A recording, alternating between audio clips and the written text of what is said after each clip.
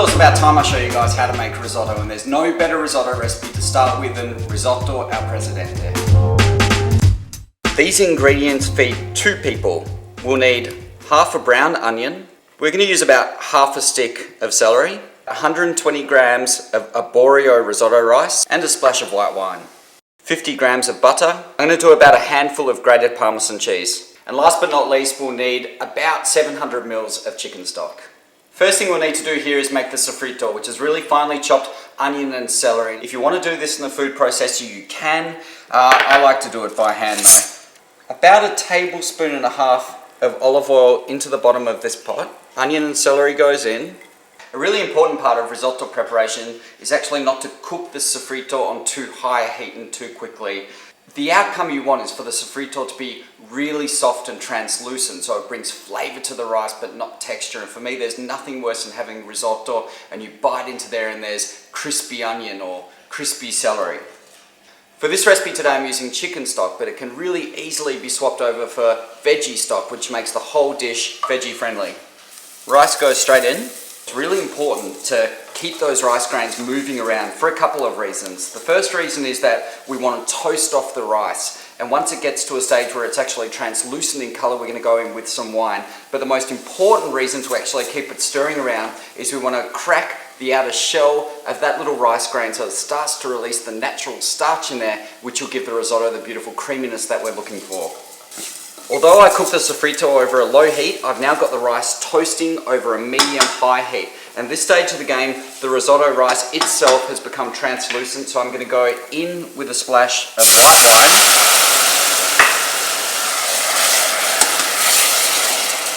wine. Because this pan's so hot, this wine will evaporate really quickly.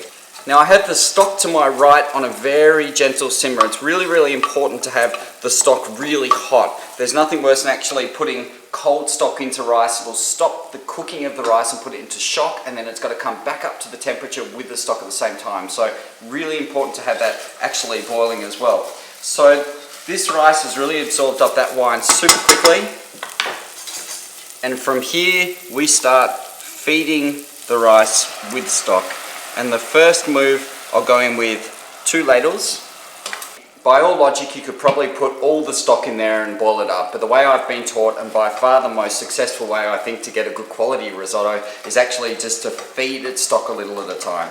Which means you've got to stand at the stove, continually stirring for 20 minutes. But after you taste it, you understand it's well worth it.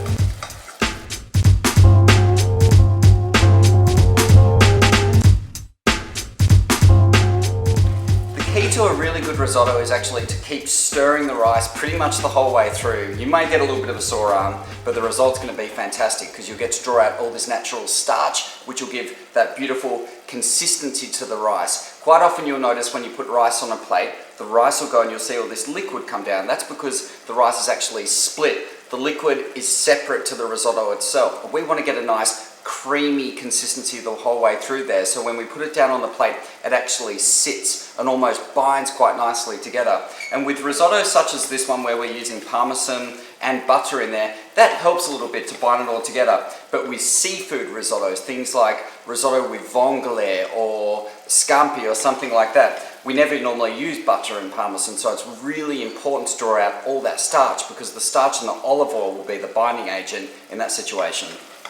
This rice has been cooking for about 16-17 minutes, and if you feel it in your hands, it's still really quite hard, but this is going to have about another 5 minutes of sitting, so I want to allow for residual cooking, which means that it's going to continue cooking with the heat that's already trapped in here. So I've just turned the heat off. I put 30 grams of butter straight into there, and a good handful of freshly grated Parmigiano Reggiano.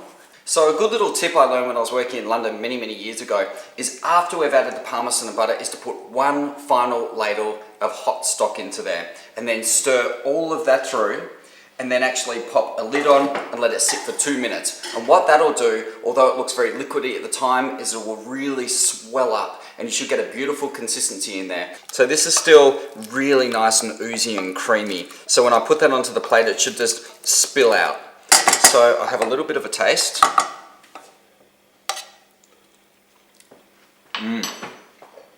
Tiny bit of salt, a little bit of pepper, and just start to stir this around.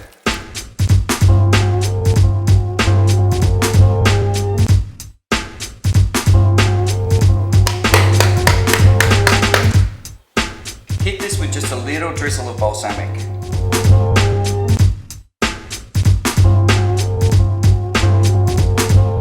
So that's it, Risotto al Presidente, or risotto with parmesan and butter. Sheepskin, broken rap manual, not even tangible, you sound too terrible. Edible MCs getting cooked like vegetables.